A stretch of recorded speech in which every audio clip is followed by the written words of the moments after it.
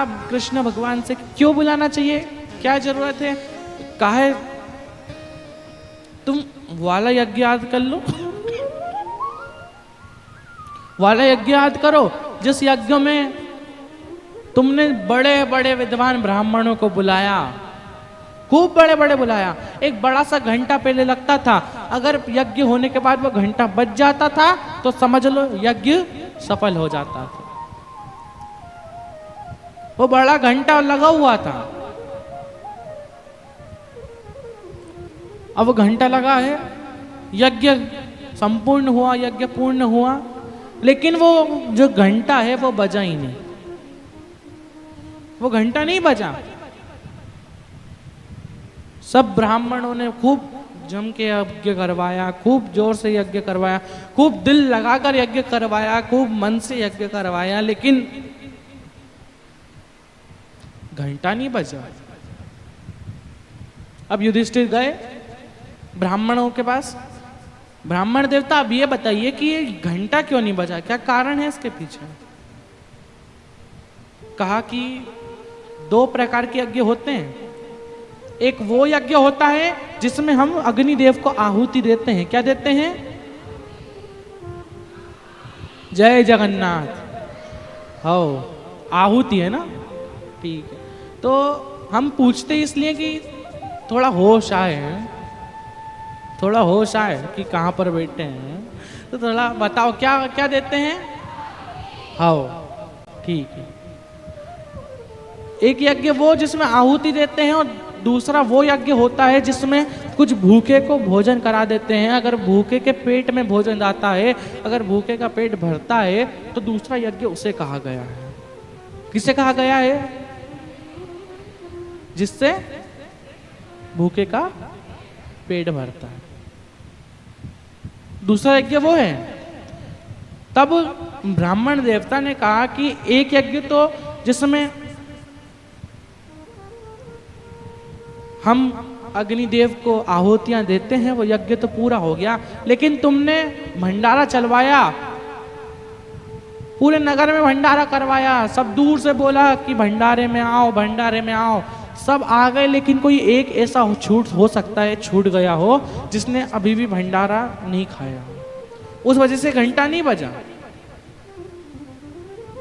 अब नकुल, सहदेव, भीम सब चले गए ढूंढने के लिए कि कौन है ऐसा जिसने ये भोजन भंडारा नहीं खाया है, भोजन भंडारा नहीं करा।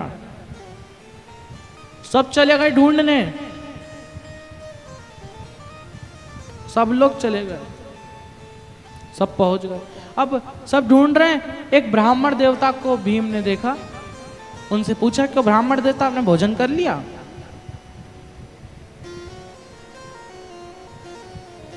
आपने भोजन करा? एक गरीब ब्राह्मण उनसे पूछा आपने भोजन कर लिया? कहा हमारे इधर भोजन चल रहा था, उसमें भोजन करा कि नहीं करा? कहा कि नहीं करा। बोला तो करिए ना, जाकर उसमें भोजन करिए। आप काय को करूं? नहीं करना मुझे भोजन, क्यों करूं तुम्हारे इधर, मुझे क्या मिल रहा है, मेरा क्या फायदा तुम्हारे इधर भोजन करने से, पेट ही तो भरा रहा है। मेरे महादेव ने दिया है मुझे खाने के लिए, मैं भोजन वोजन नहीं कर रहा। और जब महादेव ने तुम्हें सब चीज दी है ना, जब महादेव ने तुम्हें ये जीवन दिया है ना, जब महादेव ने आपको खाने पीने को दिया है, तो दुनिया के सामने भटकने की जरूरत नहीं है। जब महादेव ने सब कुछ दिया है तो तुम क्या दोगे हमें? सीधी बात, नो बकवास। महादेव ने दिया है, तुम क्या दे दोगे? दुनिया वाले क्या दे देंगे? जब तक महादेव की इच्छा नहीं होगी, जब तक भोलेनाथ की इच्छा नहीं होगी, जब तक तुम्हारा एक निवाला भी पेट में नहीं जाएगा। कभी कभी ऐसा होता होगा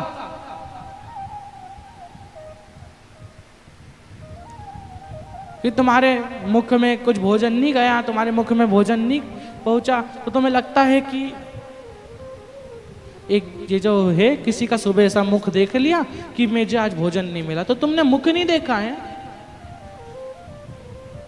तुम्हारी किस्मत में ही लिखा नहीं होगा कि तुम भोजन करो। एक बार एक राजा के शहर में, एक राजा के राज्य में एक व्यक्ति रहता था। लोग कहते थे कि जब तक अगर उसका सुबह उठ के मुख देख लो, ये बार बार इसके अंदर हो रहा है, इसमें आवाज जा रही है, हवा, बार बार हवा जा रही है। तो जब अगर उसका मुंह देख लो तो कोई को भोजन नसीब नहीं होता। उसको थोड़ा नीचे कर दो। जब तक अगर उसका सुबह मुख देख लिया, अगर उसका उठते से ही मुख देख लिया, सबसे पहला मुख उसका देखा, तो आपको भोजन नसीब नहीं होगा, आप भोजन नहीं खा पाओगे। अब एक राजा को पता चला, उसने देखा कि अब चलो ऐसा होता है क्या असली में, जरा मैं भी एक बार प्रैक्टिकल कर कर देखूं। और प्रैक्टिकल करने में कोई दो राय नहीं है, प्रैक्टिकल करने में कोई दिक्कत नहीं है। अगर गुरुजी कहते हैं कि राधे राधे राधे राधे, अगर कुछ मिर्ची खा लो, बोल लो तो मुख मीठा हो जाए, तो वह बोल कर कर देखो, मिर्ची खाओ और राधे राधे बोलो, मुख में अपने आप मिठास आएगी। प्रैक्टिकल करने में कोई दिक्कत नहीं है। कहा कि चलो मैं भी एक बार देखूं कि ऐसा होता है क्या कोई असली में, इतने सब फालतू की बातें, झूठ बोल रहे हैं। अब अपने पास सुलाया, कहा चलो, रानी को दूसरे कक्ष में भेज दिया, कहा आज ये मेरे पास सोएगा। सुबह उठा राजा, उसका मुख देखा और दिन भर हो गया, लेकिन उसके मुख में एक भी खाने का, एक भी भोजन का निवाला नहीं गया। पूरा दिन बीत गया लेकिन उसके मुख में भोजन का निवाला नहीं गया, उसने वो एक टुकड़ा भी नहीं खा पाया। रात के 1 बज गए, रात के 12-1 बज गए। रानी से कहा, रानी ने राजा से कहा कि आपने आज दिन भर से भोजन नहीं कराया सर, जब से मैं विवाह कर कर आई हूं पहली बार देखा है। कहा वो है ना, उसका मुख देखा था सुबह से, उस वजह से आज मेरे मुख में भोजन नहीं गया। उस खोड़ले का मुख देखा था आज मैंने, कल उसको मैं फांसी की सजा दूंगा। कल सुबह हुई, सुबह हुई और सुबह सुबह उस व्यक्ति को बुलाया, कहा उसको लेकर आओ, उसको फांसी की सजा दो। अब राजा ने उसको बुलाया, राजा ने उसको बुलवाया।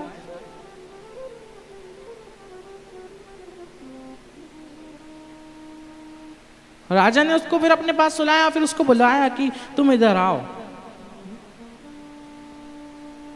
तुम्हारा इस राज्य में होना ही बेकार है, तुम्हारा इस राज्य में होना ही फालतू का है।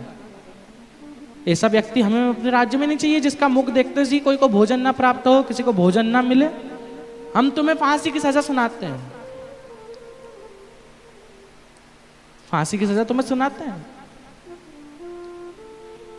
और फांसी उसको हो ही रही थी, इतनी देर में उससे पूछ लिया तुम्हारी कोई आखिरी इच्छा है, कुछ कहना है तो कह दो। अब राजा से वो व्यक्ति ने कहा, राजन मुझे एक चीज कहनी है आखिरी में, अंत समय में एक चीज कहनी है, बस एक चीज आखिरी में कहनी है। क्या? मैं तो ऐसा व्यक्ति हूं जिसका कोई मुख देख ले तो उसे भोजन नसीब ना हो है?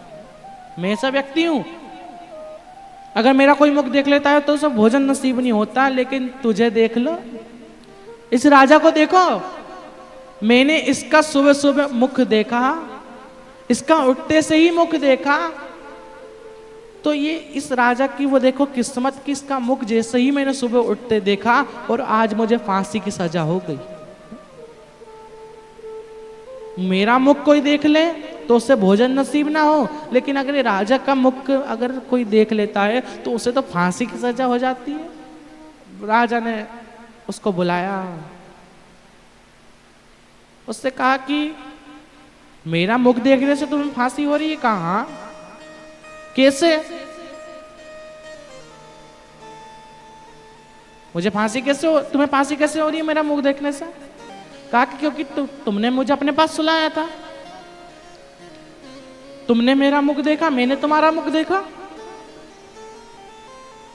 तुमने जैसे ही मेरा मुख देखा तो तुम्हारे को खाना नसीब नहीं हुआ और मैंने तुम्हारा मुख देख लिया तो मुझे फांसी की सजा हो गई। तो हमेशा दोष दूसरों पे मत डालो कि इसका मुंह देख लिया तो ऐसा है, इसका मुख देख लिया तो वैसा है।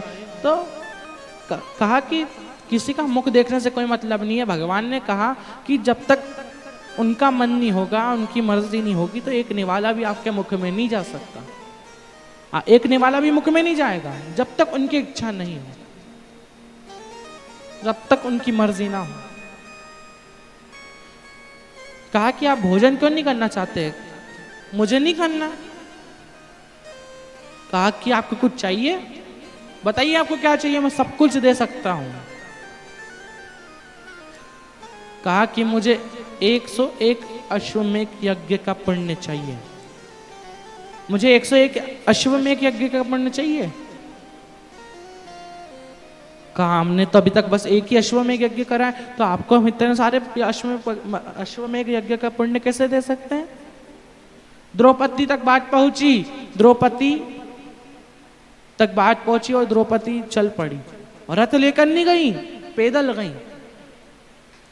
वो ब्राह्मण देवता के घर, वो गरीब साधु के घर वो पैदल पहुंची। पैदल पैदल जा रही है माता द्रौपदी। 5000 कदम माता द्रौपदी ने वहां तक जाने में चले।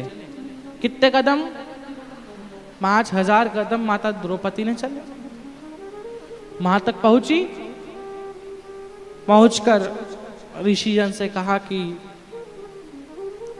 आपको कुछ चाहिए? कहा कि मुझे अश्वमेध यज्ञ का पुण्य चाहिए। मुझे अश्वमेध यज्ञ का पुण्य चाहिए।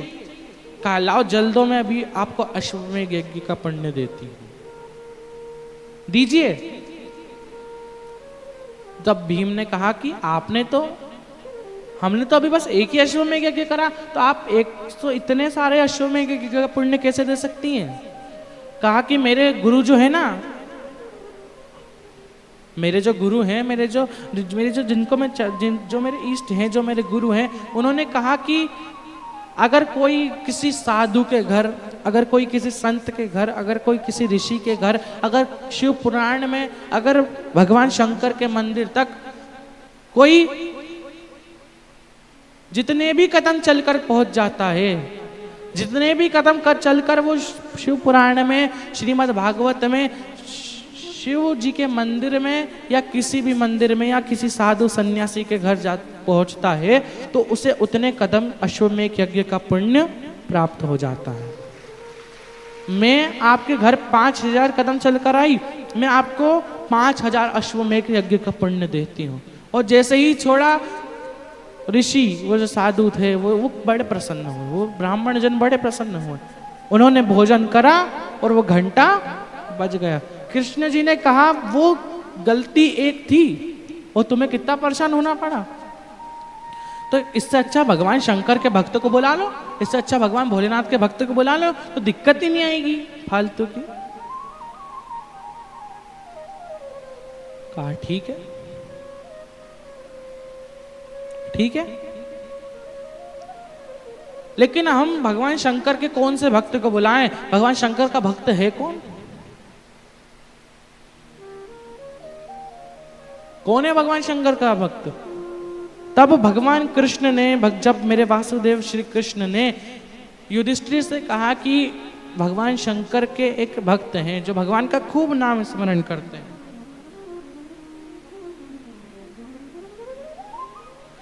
खूब नाम स्मरण करते हैं।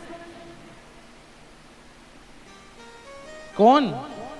एक हैं जिनका नाम है ऋषि पुरुष मृगा। क्या नाम था? पुरुष। जोर से तो बोलो, बालोद वाली, जय जगन्नाथ, थोड़ा जोर से तो बोलो। पुरुष मृगा। क्या नाम था? हाँ ठीक है,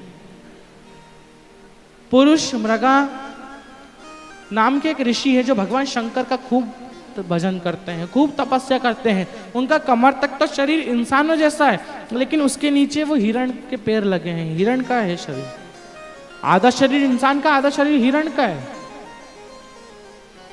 तो भगवान शंकर के भक्त बड़े आड़े टेढ़े होते हैं, बहुत आड़े टेढ़े होते हैं। भगवान शंकर के गणों को ही देख लो, भगवान भोलेनाथ के गणों को ही देख लो। भगवान शंकर के भक्त आड़े टेढ़े तो होते हैं। उससे पूछो ये और जवाब वो दे। उससे पूछो कि कहाँ जा रही? कहा अपने बाप के घर जा रही है। चल रहा क्या? उससे पूछो शिव पुराण में जा रही? कहाँ हो? मेरे पिताजी के घर जा रही हूँ। मतलब सीधे जवाब नहीं दे सकती हैं कि हम तो भगवान शंकर के मंदिर जा रहे हैं, हम तो भोलेनाथ की कथा में जा रहे हैं। कुछ ना कुछ आड़ा टेढ़ा जवाब तो देंगी हैं। और कोई कुछ बोल दे फिर तो पूजन करते करते जो देखे कि एक बार में चुप है। कोई मंदिर में बैठकर कोई कुछ बुराई कर दे भगवान शंकर की, कोई किसी भी उपाय की, किसी शिव पुराण के बारे में कुछ बुराई कर दे, चावल चढ़ाते चढ़ाते देखेगी हैं, जो घूर के देखेगी वो भग जाए पहले। तो भगवान शंकर के गण पुरुष मृगा, आधा शरीर पुरुष का है, आधा शरीर मृग का है।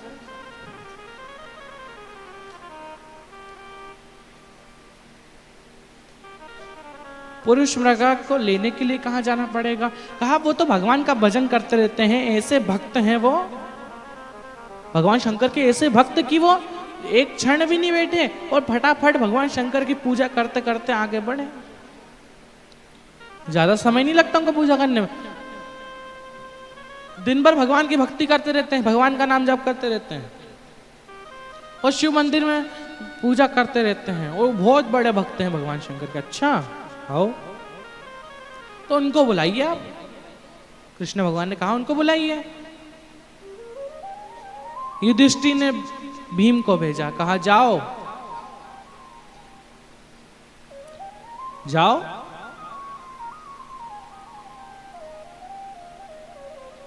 जाइए आप। और ये एक पुरुष मृगा नाम के एक ऋषि जो भगवान शंकर के बहुत बड़े भक्त हैं, वो वन में भगवान शंकर की पूजा कर रहे होंगे, भगवान शंकर के भक्त हैं, तो आप उन्हें लेने जाइए, उनको लेकर आइए, उनको लेकर यहां पर आइए। कहा ठीक है। अब भीम अपने भाई की बात बहुत मानते, अपने बड़ों की बात बहुत मानते थे, लेने चले गए। जाते गए जाते गए जाते गए जाते गए और रास्ते में हनुमान जी मिल गए। बीच मार्ग में हनुमान जी लेटे हुए। हनुमान जी से कहा कि हटिए प्रभु, हमें जाना है आगे। कहा किसके पास जा रहे हो? कहा पुरुष मृगा नाम के एक ऋषि हैं, उनके पास हम जा रहे हैं। कहा क्यों? उनको लेकर जाना है, हमारे यज्ञ का प्रोग्राम है, यज्ञ का कार्यक्रम है, हमें यज्ञ करवाना है, राजस्व यज्ञ करवाना है, तो हमें उसमें जाना है उनको लेकर। अच्छा ठीक है, लेकिन एक बात ध्यान देना है, एक बात याद रखना, वो जो ऋषि मृगा नाम को पुरुष मृगा नाम के जो वो है ना शिव भक्त, वो आसानी से किसी के साथ नहीं आते, वो किसी से शर्त रखते हैं, ये करो नहीं तो मैं तब जाऊंगा, नहीं तो नहीं जाऊंगा। और अगर वो शर्त पूरी ना हो तो वो इंसान को खा जाते हैं, वो निकल जाते हैं, बड़ा मुख कर कर वो निकल जाते हैं। आओ निकल ही जाते हैं। कहा हाँ निकल जाते हैं। तो क्या करा जाए? भगवान हनुमान जी ने उनको अपने शरीर पे से 3 बाल तोड़ कर दिए। ये बाल लेकर जाओ और इसको एक बाल को तुम जमीन पर फेंकोगे तो 1000 शिवलिंग का निर्माण होगा। 1000 शिवलिंग निर्माण होंगे। एक बाल फेंका और 1000 शिवलिंग निर्माण हुए। कितने बाल दिए थे? 3 बार बाल फेंकोगे तो 3000 शिवलिंग का निर्माण होगा। अगर मुन्ने में ऐसी शर्त लगा दी कि मुझसे पहले अगर तुम पहुंच गए, ऐसा कुछ हुआ तो तुम ये फेंक कर उनका ध्यान बटा सकते हो। कहा ठीक है प्रभु। अब हनुमान जी तो अंतर्यामी, क्योंकि खुद भगवान शंकर का रूप है हनुमान, खूब भगवान शंकर का रूप। और घूमते फिरते वो ऋषि मृगा के पास भीम पहुंचे। कहा प्रभु सुनिए सुनिए ऋषिजन, साधुजन, बड़ी दूर से मैं आया हूं आपको लेने के लिए, मेरे भैया ने आपको बुलाया है ना।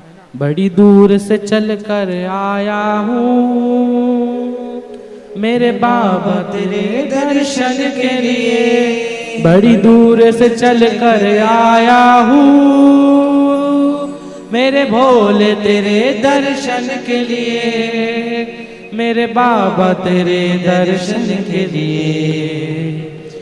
एक बेल पत्र ले आया हूँ,